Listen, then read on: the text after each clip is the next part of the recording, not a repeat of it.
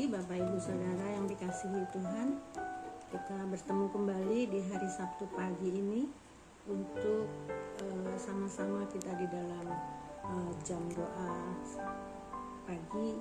Kita akan merenungkan sebagian dari firman Tuhan yang akan kami bawakan dari Markus 14 ayat 3 sampai 9. Jadi judul dari renungan kita pada pagi hari ini adalah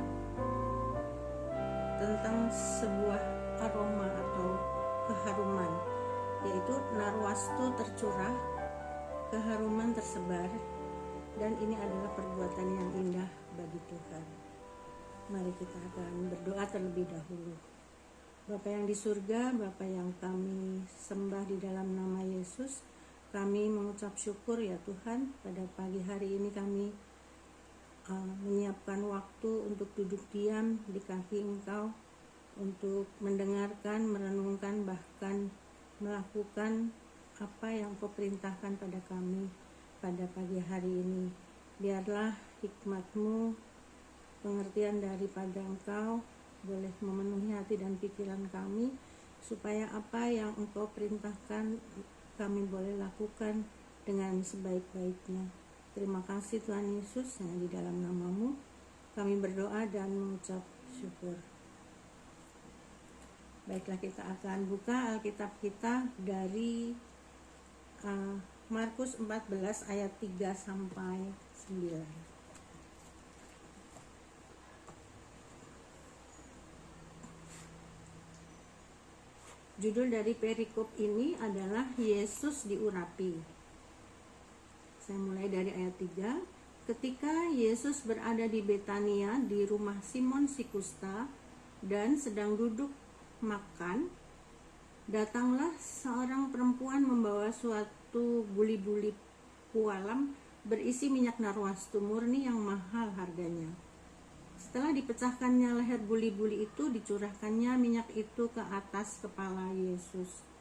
Ada orang yang menjadi gusar dan berkata seorang kepada yang lain, "Untuk apa pemborosan minyak narwastu ini? Sebab minyak ini dapat dijual 300 dinar lebih dan uangnya dapat diberikan kepada orang miskin." Lalu mereka memarahi perempuan itu. Tetapi Yesus berkata, "Biarkanlah dia. Mengapa kamu menyusahkan dia? Ia telah melakukan suatu perbuatan yang baik padaku. Karena orang-orang miskin selalu ada padamu dan kamu dapat menolong mereka bila mana kamu menghendakinya. Tetapi aku tidak akan selalu bersama-sama kamu." Ia telah melakukan apa yang dapat dilakukannya. Tubuhku telah diminyakinya sebagai persiapan untuk penguburanku. Aku berkata kepadamu, sesungguhnya di mana saja Injil diberitakan di seluruh dunia, apa yang dilakukannya ini akan disebut juga untuk mengingat dia. Demikianlah pembacaan firman Tuhan yang kita sudah bacakan dari Markus 14 ayat 3 sampai 9. Suatu hari saya bersih-bersih di tempat buku-buku, album-album, saya menemukan sebuah foto dari suatu peristiwa di tahun 2001, yaitu yang Women Leadership Conference kedua. Itu Oktober 2001 di Ibis Hotel. Itu judulnya Breaking the Alabaster Jar, Spreading the Aroma. Jadi buli-buli yang terpecah memancarkan keharuman. Itu arti dari tema pada saat itu, dan saya pikir tema itu sangat menarik dan tetap relevan pada sampai saat sekarang ini, yaitu tentang aroma. Kita semua di waktu kelas di sekolah di SD diberitahu sama guru bahwa ada 3 benda yang ada di dunia, yaitu benda padat, benda cair, dan benda gas. Nah, benda padat itu bentuknya tetap. Kemudian benda cair dia akan berubah sesuai dengan tempat di mana dia ditaruh.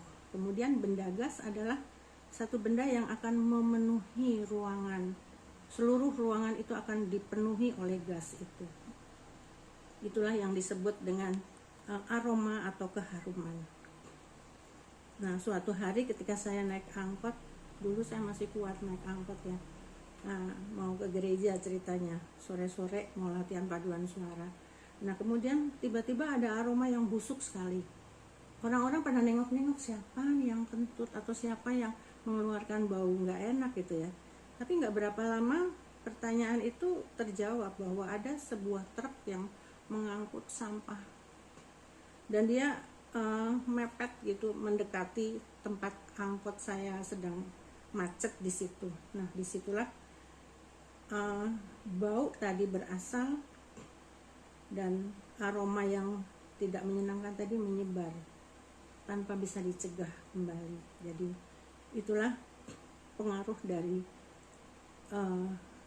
suatu aroma, baik itu harum, baik itu busuk, itu akan menyebar, tidak bisa dicegah. Nah, Markus 14 ayat 3 sampai 9 kita akan belajar dari seorang perempuan yang telah melakukan perbuatan indah bagi Tuhan Yesus, dan namanya akan disebut serta diingat dimanapun firman Tuhan ini dibacakan dan diwartakan. Jadi ketika kita tadi sudah membaca firman Tuhan di Markus 14 ayat 3 sampai 9, ada kalimat yang menarik dan sungguh penting untuk kita renungkan dan kita pikirkan bersama, yaitu pada ayat 6b. Mari kita lihat bersama ayat 6b.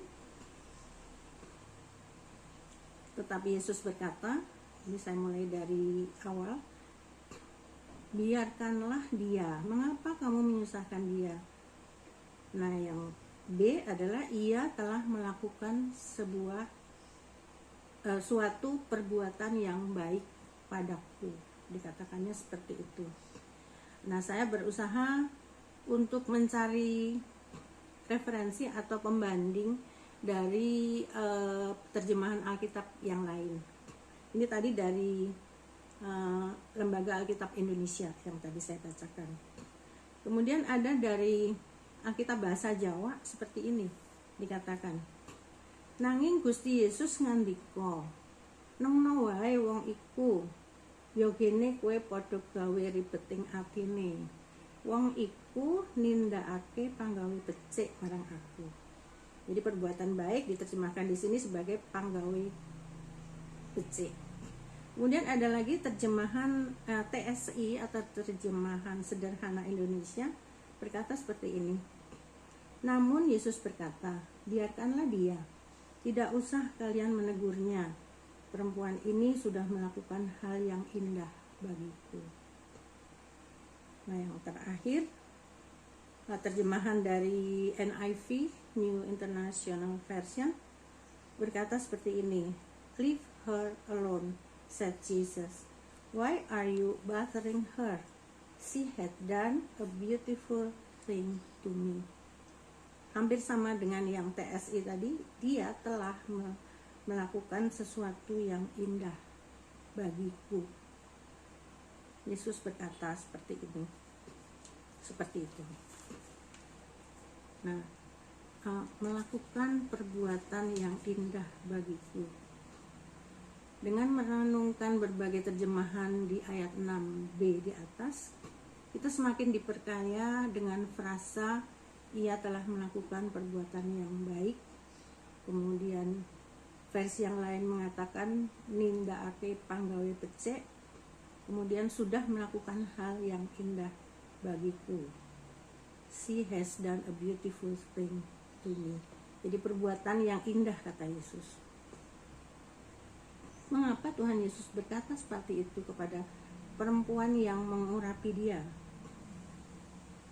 Jadi kalau kita ke atas kembali ke awal kitab Markus dari ayat 1, judul perikopnya adalah rencana untuk membunuh Yesus. Jadi masa itu imam-imam kepala dan ahli-ahli Taurat mencari jalan untuk menangkap dan membunuh Yesus dengan tipu muslihat. Nah, justru di tengah-tengah ancaman dan bahaya yang mengancam orang-orang di sekitar situ, perempuan tadi mencari Yesus, akan memberikan sesuatu yang apa yang dia punya kepada Yesus. Jadi mari kita lihat perbuatan indah bagi Tuhan apakah yang dilakukan perempuan tadi. Di ayat 3,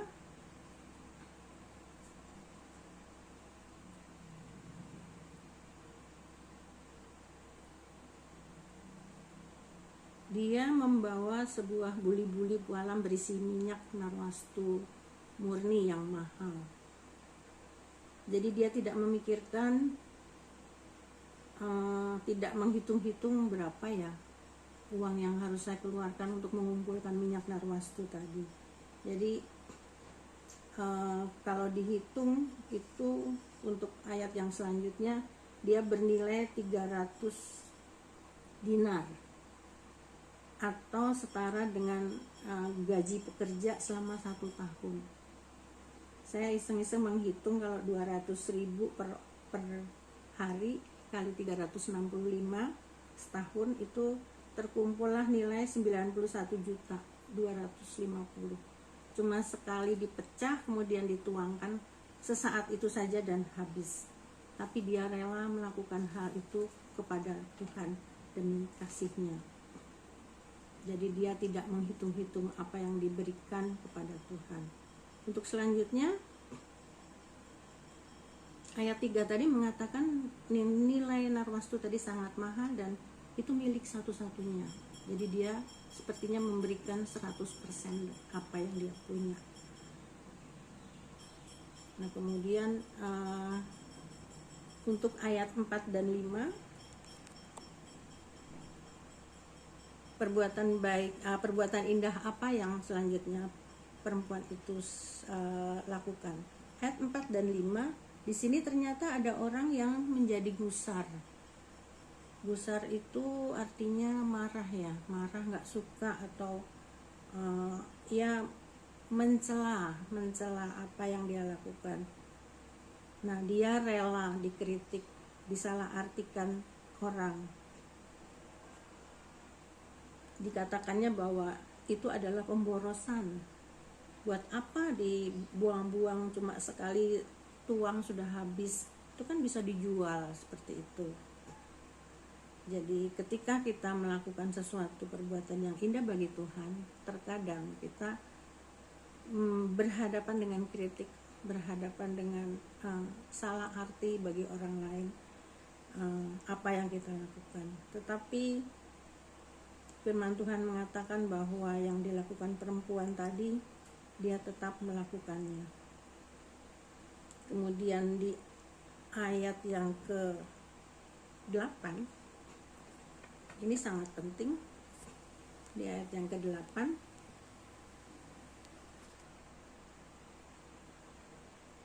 ia telah melakukan apa yang dapat dilakukannya. Tubuhku telah diminyakinya sebagai persiapan untuk penguburanku. Nah, ini adalah hal yang sangat penting. Mungkin bagi orang-orang di sekitar situ belum sadar ataupun belum mengetahui dengan baik bahwa sebentar lagi Tuhan Yesus akan melakukan atau melaksanakan hal yang sangat penting, yaitu harus mati di kayu salib. Nah, inilah saatnya Tuhan Yesus berkata bahwa dia telah melakukan apa yang dapat dilakukan. Tubuhku telah diminyakinya sebagai persiapan penguburan.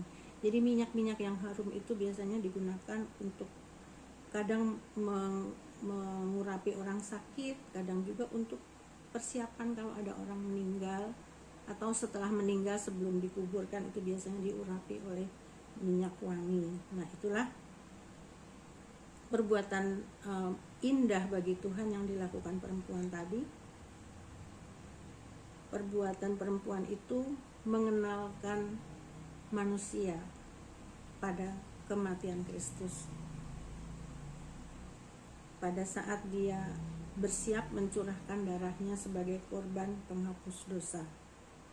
Kita bisa bandingkan perbuatan perempuan tadi dengan perbuatan Yudas. Yudas Iskariot salah satu murid Yesus yang mengikut Yesus kemana-mana. Tapi kita ingat bagaimana dia menjual. Bukannya memberi sesuatu kepada gurunya atau kepada yang dihormatinya, tetapi dia justru mengambil keuntungan. Dia menjual nggak banyak sih, cuma 20 keping perak, itu kalau dirupiahkan sekitar 300.000. Dia menjual Yesus kepada tentara Romawi. Tetapi perempuan itu justru memberikan apa yang dia punya pada Yesus pada saat-saat terakhir, dan itu dipuji oleh Yesus sebagai suatu perbuatan yang indah bagiku. Nah, yang kelima adalah ketika dia melakukan perbuatan yang indah, itu pasti ada respon dari Tuhan Yesus. Inilah di ayat yang ke-8 tadi, di ayat yang ke-9, dia mengatakan seperti ini. Aku berkata kepadamu, sesungguhnya di mana saja Injil diberitakan di seluruh dunia, apa yang dilakukannya ini akan disebut juga untuk mengingat dia. Jadi Yesus akan mengingat terus apa yang dia lakukan. Alangkah indahnya juga ketika kita dalam kehidupan sehari-hari melakukan pelayanan bagi Tuhan, melakukan pelayanan bagi sesama, dan Tuhan Yesus berkata bahwa itu adalah sesuatu yang indah bagi dia. Dan ini ditulis di dalam Injil, ditulis di dalam Injil Markus, bahwa perbuatan perempuan itu terus akan diingat. Suatu renungan buat kita semuanya, sebagai penutup. Kita tadi sudah belajar banyak hal tentang perbuatan yang indah bagi Tuhan itu apa saja, yaitu kita berani menghadapi bahaya untuk melayani Tuhan. Kita tidak menghitung-hitung biaya yang keluar untuk melayani Tuhan. Kemudian kita memberikan semua apa yang kita punya. Memang tidak mudah, tetapi ini contoh dari perempuan yang sungguh sangat diapresiasi oleh Tuhan. Kemudian dia rela dikritik atau disalah artikan ketika dia melakukan pelayanan itu. Itulah satu hal yang kita boleh belajar, dan pertanyaan bagi kita, apa yang sudah kita perbuat bagi Tuhan, juga bagi sesama kita manusia. Kemudian aroma apa yang sudah tersebar melalui perbuatan kita, aroma stukah atau aroma yang lain. Ini adalah pertanyaan yang harus kita jawab secara pribadi. Biarlah pada pagi hari ini kita boleh belajar dari seorang perempuan yang sungguh dikenal oleh Tuhan untuk apa yang dia sudah lakukan, yaitu mempersembahkan hidupnya kepada Dia tanpa memikirkan hal-hal lain yang menghalanginya. Biarlah pada pagi hari ini kita boleh mendapatkan contoh teladan bagaimana kita seharusnya di dalam hal melayani Tuhan. Selamat pagi, selamat melayani Tuhan, selamat melakukan perbuatan yang indah bagi Tuhan. Dan Yesus memberkati.